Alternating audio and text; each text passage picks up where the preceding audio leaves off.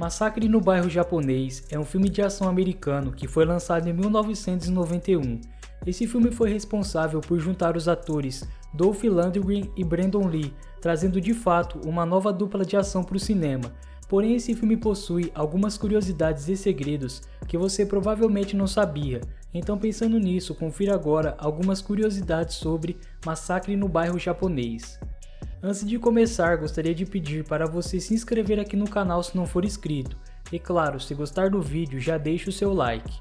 Dito isso, vamos começar. Esse filme foi dirigido por Mark Lester. Ele ficou conhecido principalmente no início dos anos 80. Sendo assim, ele também já dirigiu Os Donos do Amanhã, Chamas da Vingança, Comando para Matar, entre vários outros. Originalmente, o diretor Mark havia criado a história original do filme juntamente com seu agente Martin Kahn. No entanto, eles decidiram contratar alguns roteiristas e assumiram o cargo de produtores. Talvez a grande dificuldade foi achar um roteiro ideal para o filme, isso porque o roteiro passou na mão de alguns roteiristas, como Gary DeVore e Dennis Hankin. Porém, nenhum deles tinha um roteiro interessante, até Stephen Glatz e Calliope Street. Eles que incluíram a Yakuza na história, recebendo bastante elogios por isso. Porém, os cineastas acabaram pensando que era um assunto muito sério, já que eles queriam que o filme fosse mais irônico, semelhante a Comando para Matar. Por fim, eles abraçaram a ideia e resolveram envolver a Yakuza na história. As filmagens ocorreram inteiramente na Califórnia, tendo começado em 14 de janeiro de 1991, terminando em 8 de março de 1991. Os produtores estavam na expectativa desse filme atingir o mesmo público de Duplo Impacto, que foi lançado algumas semanas antes, arrecadando mais de 7 milhões em seu fim de semana de estreia. Porém, Massacre no Bairro Japonês arrecadou pouco mais de 455 mil em sua estreia. Resumindo, esse filme foi um fracasso de bilheteria, isso porque seu orçamento era de 8 milhões e arrecadou pouco mais de 2 milhões. Tudo isso ocorreu porque o filme teve problemas de pós-produção com a distribuidora, que foi a Warner Bros.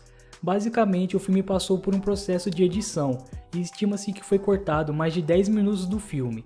Mesmo assim, a Warner Bros. Odiou o corte final e acabou limitando o alcance do filme.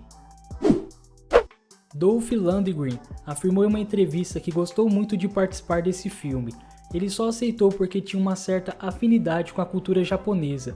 Isso porque Dolph começou a treinar artes marciais muito cedo, quando tinha seus 10 anos, e com apenas 15 anos ele já era faixa preta em Karate Kyokushin. Um tempo depois, ele se tornou capitão da equipe de Karatê, competindo em vários países, inclusive no Japão. Além disso, uma outra curiosidade interessante é que Dolph realmente sabia falar japonês.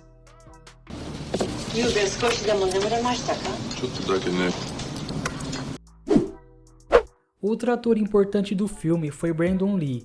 Ele também disse em uma entrevista que o gênero artes marciais era muito mais interessante, pois realmente você podia ver dois homens que possuem habilidades marciais se enfrentando. Ele ainda mencionou que a coisa mais emocionante nesses filmes era de fato a coreografia, onde ele sempre se dedicava mais. Para você que não sabe, esse foi o quarto e penúltimo filme de Brandon. Isso porque, infelizmente, ele faleceu durante as filmagens de O Corvo. Como havia mencionado, as coreografias desse filme de fato chamam muita atenção, isso porque elas foram coreografadas por Pat E. Johnson. Ele é o presidente do Congresso Nacional de Tang Soo-do, criado por Chuck Norris.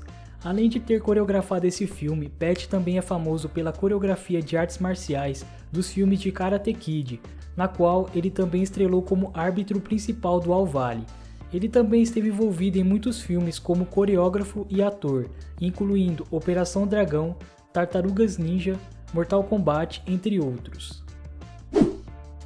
Segundo o diretor Mark, algumas coisas foram construídas para o filme. Talvez a principal tenha sido o portão da cervejaria Dragão Vermelho, que deu muito trabalho de ser construído. No entanto, em uma cena, Brandon e Dolph acabam destruindo esse portão. Porém, para a segurança dos atores, bem antes do caminhão colidir, a produção havia cerrado algumas partes do portão. Isso foi feito para o caminhão entrar com mais facilidade e evitar ferimentos graves. O personagem de Dolph aparece grande parte do filme usando uma jaqueta de couro preta. Porém, um detalhe que você não deve ter percebido é que nessa jaqueta tem uma escrita na manga esquerda. No caso, está escrito Kyokushin, que é na verdade o estilo de karatê que Dolph luta. Esse foi o primeiro filme americano de Brandon Lee. No entanto, após o acidente fatal ocorrido em O Corvo, todos os filmes com o ator tiveram um grande aumento nas vendas em VHS, inclusive o Massacre no Bairro Japonês. A atriz Tia Carrere foi originalmente considerada para estrelar Duplo Impacto com Van Damme. Isso porque o diretor de Duplo Impacto queria uma atriz asiática para interpretar a namorada de Alex, um dos irmãos gêmeos do filme. Porém, a atriz não conseguiu o papel devido a uma votação, no qual ela tinha perdido. Sendo assim, ela acabou interpretando Minako em Massacre no Bairro Japonês. O filme faz várias referências a Yakuza. Podemos notar isso principalmente pelas tatuagens. Além disso, no filme, a arma mais usada de certa forma pelo chefe da Yakuza é uma espada samurai. Uma curiosidade interessante é que todas as espadas usadas nesse filme eram réplicas, com exceção da usada pelo personagem de Dolph, quando ele corta feixes de bambu. Essa de fato era uma autêntica espada de samurai.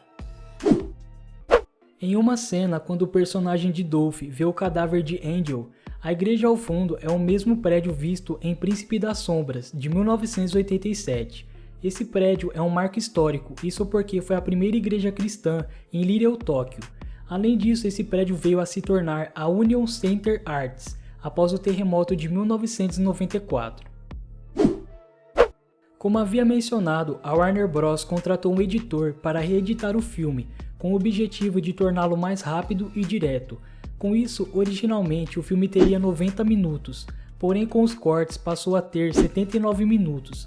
Além disso, o diretor Mark ficou muito desapontado com a empresa, pois de certa forma ele não tinha domínio sobre o projeto. Para isso, ele mesmo começou a financiar e vender seus próprios filmes, para mantê-los sob controle. O filme recebeu diversas críticas, que foram principalmente negativas. Mais uma vez, muitos críticos afirmaram ser um filme violento, já outros disseram que era divertido, principalmente para o seu gênero. Resumindo, esse filme na maior parte dos sites recebeu apenas 1 de 5 estrelas, baseado nos críticos. Já baseado nos fãs, o filme recebeu 3 de 5 estrelas. É isso, galera, muito obrigado por ter assistido até aqui. Não se esqueça de compartilhar o vídeo com amigos e familiares. E claro, comente o que você acha de Massacre no Bairro Japonês. Até o próximo vídeo.